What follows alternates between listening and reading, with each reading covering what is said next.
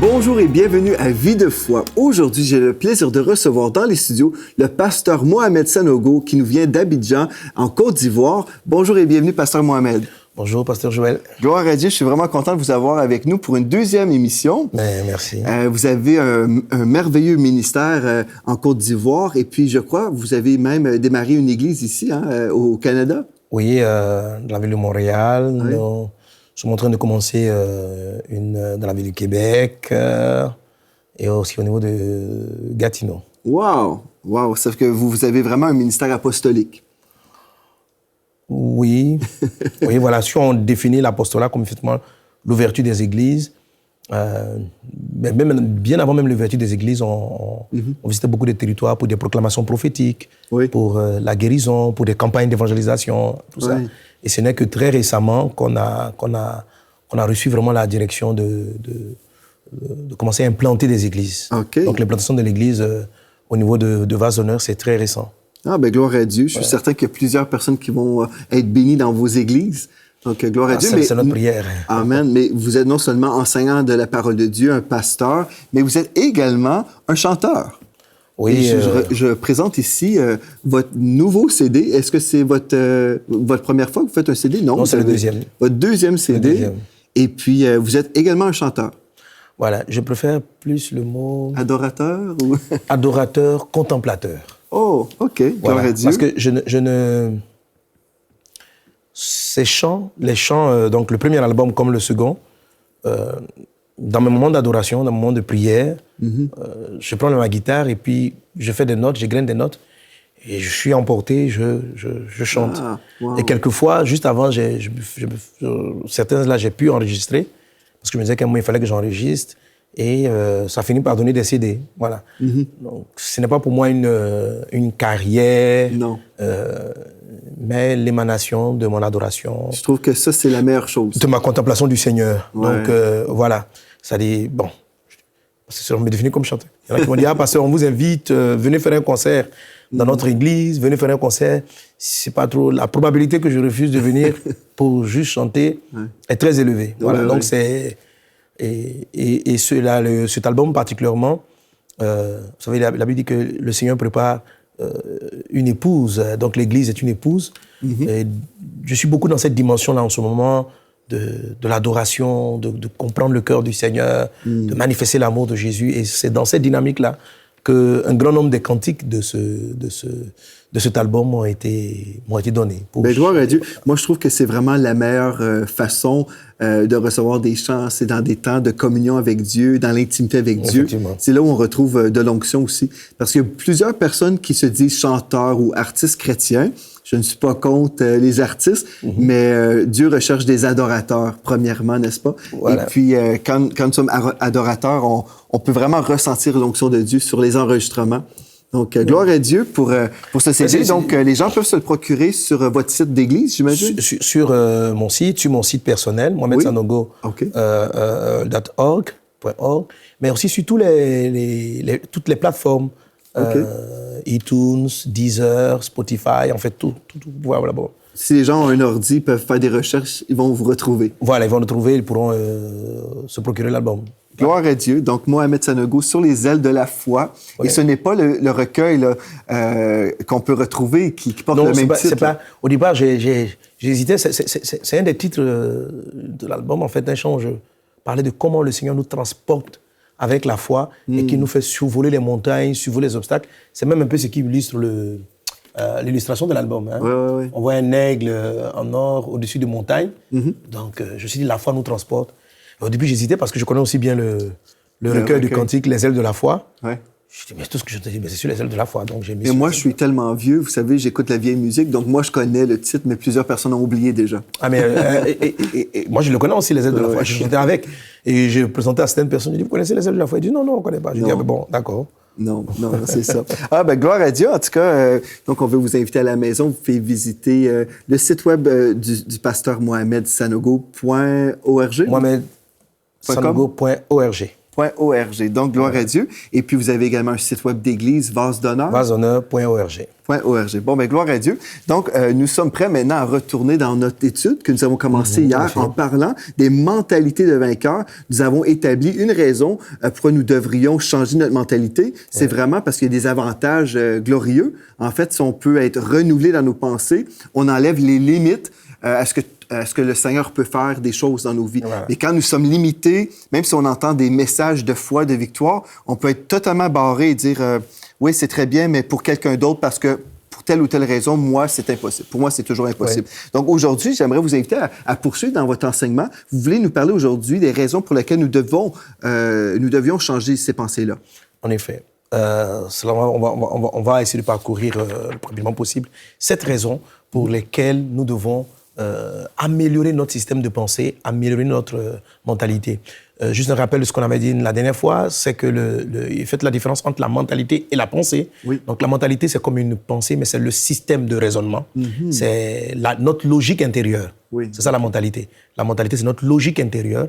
Et cette logique intérieure-là induit le type de pensée qui vont émaner de notre esprit. Mm-hmm. Voilà. Donc un homme pense en fonction de son modus operandi intérieur. Comme il a été conditionné. Comme il a été conditionné, voilà. Donc il y a la mentalité, qui est elle-même une forme aussi de pensée, mais c'est plutôt des raisonnements qui engendrent une façon de penser. Voilà.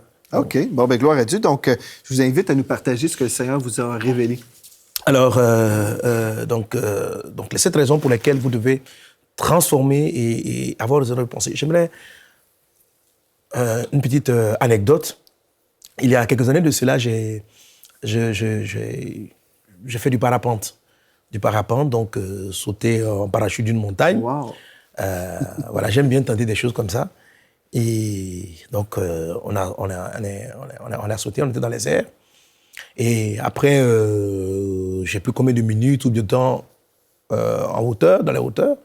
Mon moniteur, là, qui était dans mon dos, parce que c'est mon premier saut, donc j'étais accompagné, qui m'a dit, bon, maintenant, on va atterrir. Et il dit, voici l'endroit où on va atterrir. On était donc très en hauteur, là, puis on voyait la terre toute petite, là. Et il me dit, on va atterrir dans l'espace vert. Il y avait un grand espace vert, mais qui était entouré d'une forêt, qui était entouré d'arbres. Et il me dit, surtout ne regarde pas les arbres. Surtout ne regarde pas les arbres, parce que si tu fixes les arbres, c'est là que tu vas atterrir.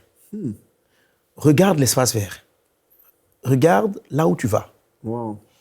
Et donc, il dit, ne sais même pas faire d'effort, comment tu vas manipuler le gouvernail. Fixe simplement l'endroit où tu veux y aller. Et quand j'ai commencé à fixer donc, l'espace vert, mon parachute, mon parapente, nous sommes tranquillement dirigés vers l'endroit et on a fait un atterrissage paisible. Parce que, voilà. Mais si je regardais les arbres, j'y serais allé. Voilà. Ce n'est pas quelque chose qu'on découvre seulement dans les parapentes. Même quand vous conduisez un véhicule, c'est vrai. L'endroit où vous regardez votre destination et non les endroits où vous ne voulez pas partir. Si vous regardez le trottoir, le bas-côté de la voiture, vous irez de ce côté. Si vous regardez devant vous, vous irez devant. Donc, les yeux, notre regard, traduit la direction que notre corps prend. Alors, ce qui est vrai pour votre corps physique, il est vrai dans votre esprit et il est vrai dans toute votre vie. Parce que la vérité, c'est quoi? C'est que ce n'est pas nos yeux physiques qui voient. C'est notre esprit qui voit au travers de nos yeux. Nos yeux sont des fenêtres. Nos yeux sont des fenêtres. Là, par exemple, vous me regardez, mais si vous pensez à autre chose, vous n'allez pas me voir. Donc, les yeux peuvent être sur moi, et puis votre pensée ailleurs. Je peux faire des choses, vous n'avez même pas remarqué. Puis je dis, pasteur Joël. Il dit, oui. Il dit, mais qu'est-ce que vous avez fait? Pourtant, on était ensemble. Vous dites, ah, mais je viens de soulever la tasse. Ah, OK. Il y a des fois, des gens parlent autour de vous, mais vous n'entendez pas. Pourquoi? Parce que votre esprit est ailleurs. Donc, les oreilles ne sont pas vraiment celles qui entendent. Mais c'est l'esprit qui entend au travers des oreilles. C'est l'esprit qui regarde dans les orbites des yeux et qui perçoit les choses. Il suffit qu'il soit ailleurs, que les orbites, même bien ouvertes, ne pourront pas percevoir ce qui se passe autour d'elles. C'est très important. Donc, c'est le système de pensée qui dirige tout votre être apparent. C'est votre système de pensée, c'est-à-dire que ce à quoi vous pensez. Si je pense à la maison, mes yeux ne verront plus ce qui est devant moi. Si je suis avec un ami et que je pense à un problème, tout ce qu'il est en train de faire devant moi, je ne le percevrai pas. Donc, mon système de pensée détermine même le fonctionnement de mon corps. Et c'est quelque chose de très profond que vous devez saisir, que vous devez comprendre. C'est pourquoi le changement de mentalité et le changement du système de pensée est très déterminant parce qu'il va orienter toute votre vie. Proverbe, la première raison pour laquelle vous devez changer, donc, vous devez travailler au changement de votre pensée, c'est que votre quotidien, en fait, il vous arrive dans la vie, non pas ce que vous souhaitez. La première raison, mais ce à quoi vous pensez le plus. Il vous arrive dans la vie, non pas ce que vous souhaitez, mais ce à quoi vous pensez le plus. OK, je souhaite voyager, ou bien je souhaite me marier, mais je pense plus au célibat. Je médite, par exemple, sur peut-être je suis découragé parce que je suis célibataire et médite. Je pense à ça. Mon mariage, mon désir de mariage ne sera pas exaucé. Ce qui va se produire dans ma vie, c'est le célibat qui va s'accroître. Vous n'allez pas, comme mon moniteur de parapente me le disait, je souhaite aller dans l'espace vert, mais si mes pensées, comme je vous ai dit, ce n'est pas les yeux physiques qui regardent, si mes yeux regardent et que je pense aux arbres et que je regarde les arbres, c'est là que j'irai. C'est là que j'irai. Proverbe chapitre 4, verset 23 dit « Garde ton cœur plus que toute autre chose, car de lui viennent les sources de la vie. Qu'est-ce que c'est que garder le cœur? Est-ce prendre un stéthoscope et puis voir le battement du cœur? Non. Qu'est-ce que Dieu nous dit? Il dit les sources de la vie, l'origine de votre vie. Si elle est positive ou elle est négative ou elle est ceci ou elle est cela, les sources de la vie viennent du cœur. Il dit donc, je dois garder mon cœur. Et qu'est-ce que le Seigneur vous dit? De garder votre cœur plus que toute autre chose. Vous aimez vos enfants, vous aimez votre mari, vous aimez votre travail, vous aimez votre vie. Et certainement que vous en prenez soin.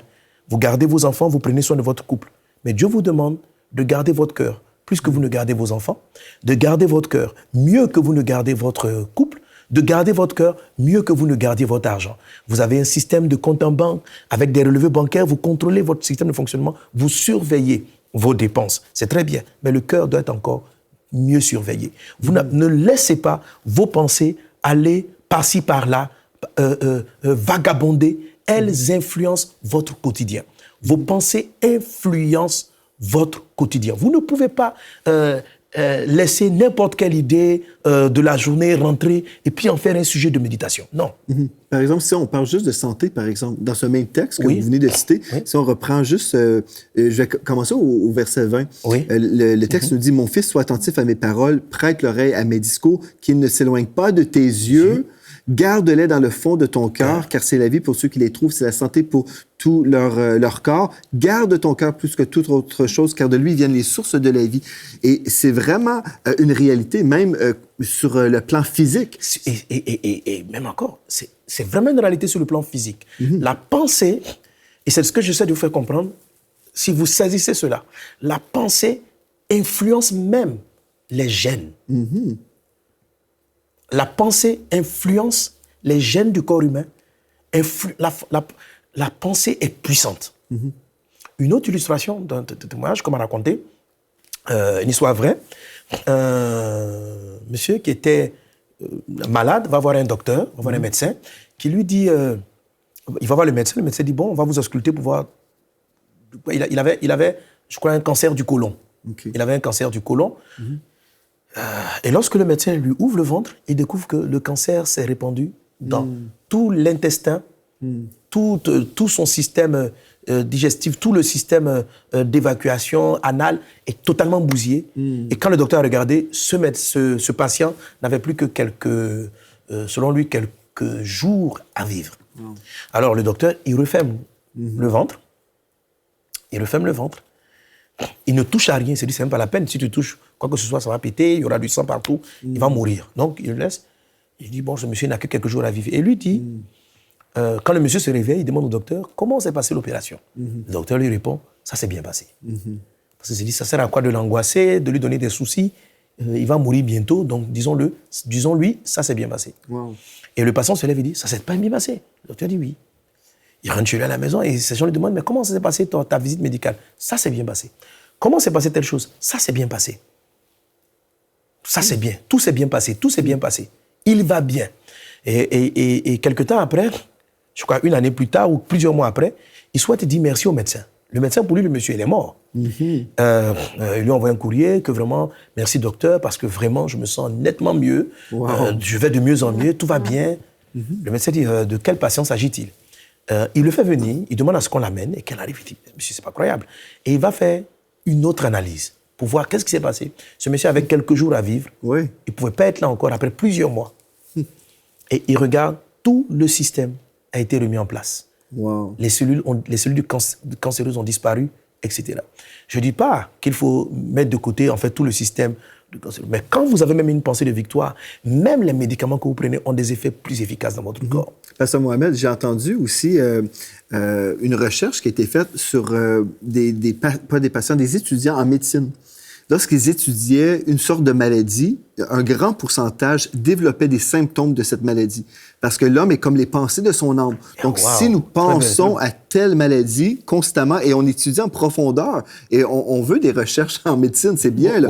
Mais un fait a été révélé, c'est que lorsque les gens étudiaient toujours une telle maladie, ils commençaient à vivre des symptômes de cette maladie-là. C'est quand même intéressant. Donc, il y a vraiment une puissance au niveau de nos paroles, de nos pensées. Il y a des gens, pasteurs, qui vont dire, et on a toujours des commentaires positifs et négatifs. Parfois, les gens vont dire, êtes-vous en train d'enseigner sur la pensée positive, par exemple? C'est pas un piège, le pasteur. Oui, non, mais j'aime à dire, mais les vérités de Dieu sont les vérités de Dieu. Ce n'est pas parce que des systèmes hérétiques ou faux utilisent des termes de la parole de Dieu. C'est ça. Que pour autant, ce n'est plus vrai dans la parole de Dieu. Exactement. La Bible dit de penser des choses pures. Ouais. Que ce qui est pur, que ce qui est saint, que ce qui est noble fasse l'objet de vos pensées. Amen. C'est un texte qu'on aura l'occasion d'étudier. Alors, si c'est ce que en Philippiens 4, il dit que ce qui est pur, que ce qui est juste, que ce qui est noble fasse l'objet de vos pensées. Si c'est ça la pensée positive, oui, j'enseigne la pensée positive. Oui. Maintenant, voilà. Si c'est la pensée qui dit de ne pas croire en Dieu, de ne pas croire en l'existence de Dieu, et que l'homme a pour Dieu sa pensée, alors ça, c'est une hérésie, c'est pas de cela que je parle. Mais si c'est penser ce que nous demande la parole de Dieu, si c'est méditer ce que nous demande la parole de Dieu, et la Bible dit que les projets que le Seigneur a établis pour nous sont des projets de paix et non de malheur. Alors si quelqu'un se met à croire qu'en Christ il y a de l'espérance, ça ne veut pas dire qu'il n'y a pas d'épreuves, ça ne veut pas dire qu'il n'y a pas de moments difficiles. Ça signifie simplement comment doivent être canalisées nos pensées. Si c'est dans ce sens-là, oui, effectivement, j'enseigne ce que la Bible dit d'enseigner. Et je peux juste vous défendre aussi, parce que je sais, des fois, les gens écoutent, et selon nos mentalités, des fois, on peut avoir un genre de blocage, parce qu'on passe par un filtre, et là, on a peur, des fois, de changer ou de découvrir des choses. Mais en fait, Dieu est positif. Et Dieu me demande de penser comme lui, n'est-ce pas? Donc, si mon Dieu est positif et les promesses de Dieu sont oui et amen, et certainement, Dieu me parle de guérison, de santé divine, la provision de Dieu, ces choses-là sont bonnes. C'est une bonne nouvelle. C'est une bonne nouvelle. Donc, si je fais comme Dieu, je vais penser positivement. Je doute que Dieu se réveille un matin et dit « Ouf, je suis dépassé. » Oui. Voilà, il faut... La foi,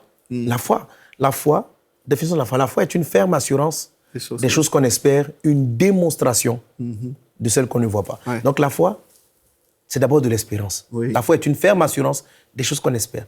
Qu'est-ce que c'est que l'espérance si ce n'est pas quelque chose de positif? Amen, c'est certain. Si ce n'est pas quelque chose de positif. Voilà. Est-ce que cela sous-entend qu'un homme n'est pas confronté à des difficultés? Bien au contraire. Voilà. Mais la foi nous amène à voir dans l'épreuve un tremplin. Un tremplin. Nous avons tous des façons différentes d'aborder les épreuves. Les épreuves arrivent, elles arriveront tout le temps. Mais si j'ai la foi, si je pense comme je pense, cette épreuve-là sera transformée en situation favorable. Et cet homme-là qui a entendu ce bon rapport malgré la réalité qui était terrible, effectivement, il a vécu un miracle. Il a vécu un miracle. Il a vécu un miracle.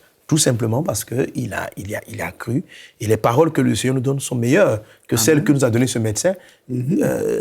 Qu'il lui donne une parole sans la foi. Il donne une parole juste de consolation. Les paroles de notre Seigneur sont vraies, sont oui et amen. Gloire à Dieu. Alors donc, je disais, j'ai parlé de cette raison. Donc la première, toutes les raisons sont incluses dans cette vérité que nous venons de partager. Votre vie et votre quotidien, votre santé, tout ça est façonné par l'état de vos pensées. Et on a lu Proverbe 4, 23, je donne des versets qui corroborent. Ce à quoi vous pensez le plus finit par se réaliser. Voilà, donc de la même manière que mon coach me disait, mon futur, c'était lequel? Soit dans mon parapentin, soit mon futur immédiat, c'était d'aller dans les arbres, soit mon futur était d'aller dans l'espace vert, sur l'espace vert pour atterrir. Mais comme j'ai regardé l'espace vert, tout mon être s'est projeté vers lui. Comme je suis dans ma voiture et que je regarde ma destination, tous mes mouvements sont conduits vers la destination. Cela a un impact sur le monde réel, cela est une vérité réelle dans le monde naturel, mais c'est aussi spirituel. Job 3, 25, où Job dit ceci, « Ce que je crains, c'est ce qui m'arrive. Ce que je redoute, c'est ce qui m'atteint. » Pourquoi vous devez changer vos pensées? Parce que si vous craignez quelque chose longuement, si vous êtes apeuré par des événements, vous allez les créer dans votre vie. Si vous avez... le célibat existe, ok. Mais si vous ne faites qu'y penser, c'est ce vers quoi vous allez partir. Parce que ce que vous craignez finit par se produire.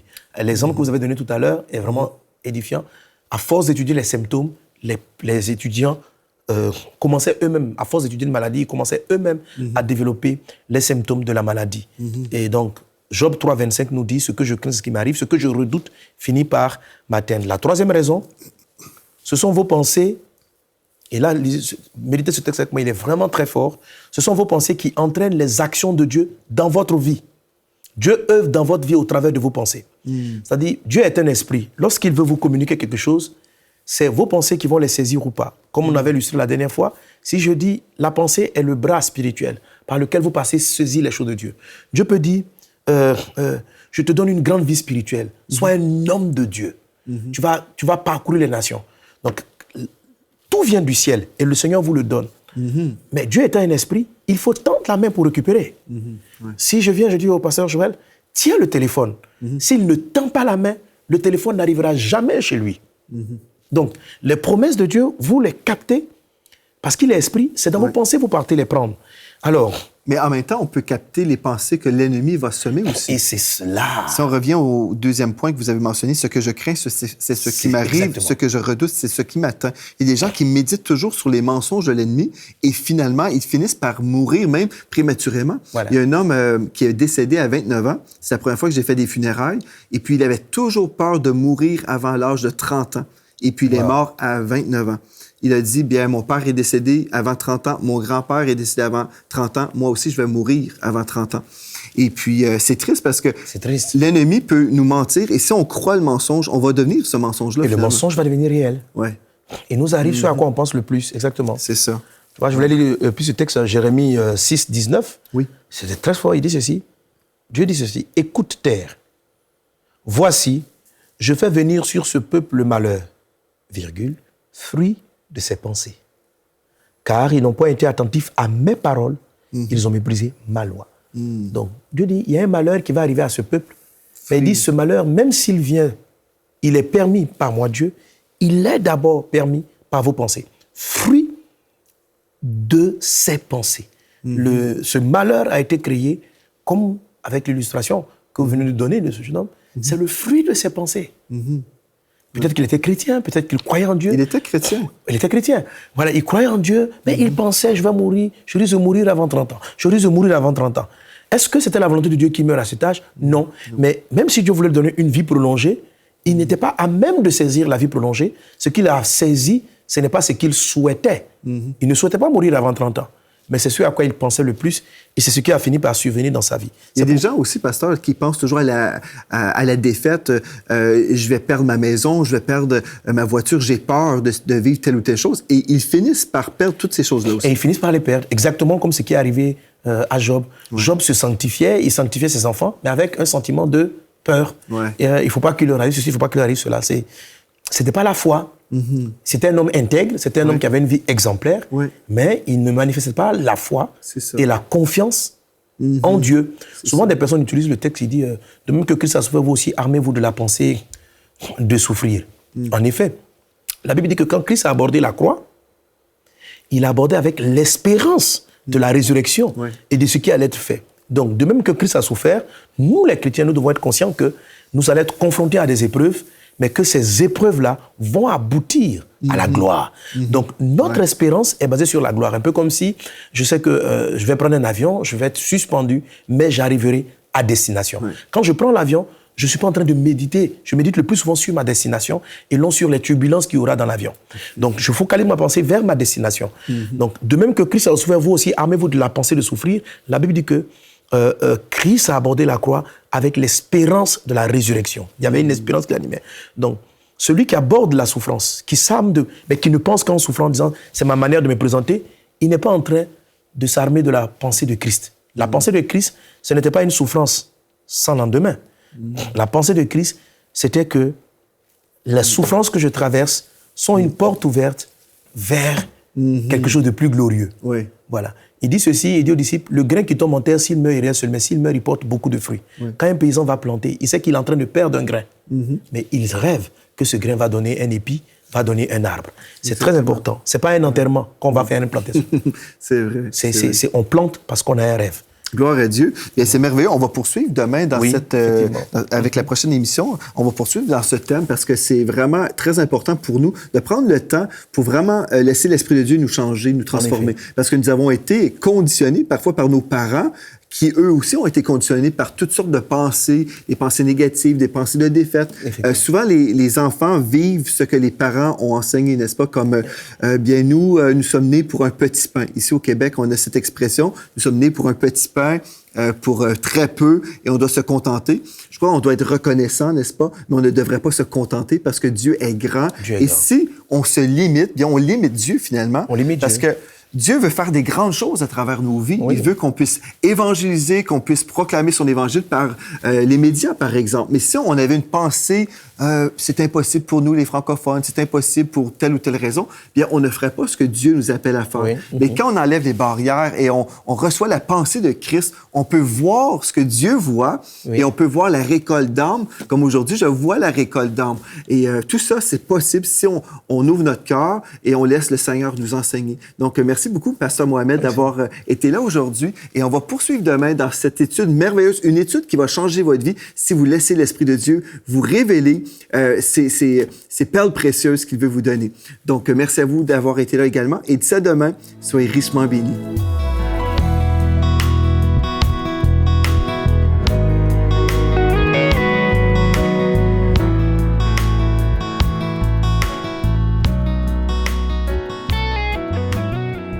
Cette émission est rendue possible grâce au précieux soutien des partenaires d'Enseigne-moi Canal International.